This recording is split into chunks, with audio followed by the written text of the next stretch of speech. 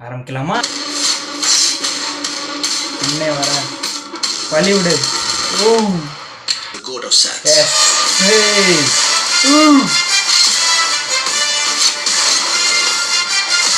வீட்டுக்கு டைம்க்கு வரதில்ல. இனிமே சத்தியமா ஏ மங்கா. சில்லி போடு. ஸ்குவாட் விட்டு போய் பல வருஷம் ஆச்சு. வாத்தலைவா யோசிக்கிறீங்களா? The lion is always oh alive. Yes. ஏய்.